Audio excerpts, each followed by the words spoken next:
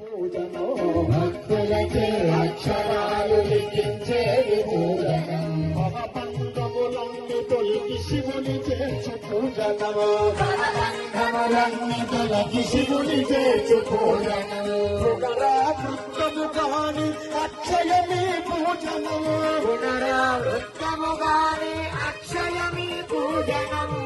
మళ్ళీ అక్షయ తల్లి వస్తుంది కానీ ఈ పూజ వస్తుందా? మళ్ళీ అక్షయ తల్లి రోజు ఇంకోటి చేస్తుండొచ్చు. ఇటువంటి పుణ్యం వస్తుందా?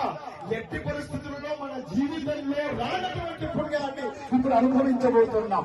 పునరావృత్తము కాని అక్షయమీ పుణ్యము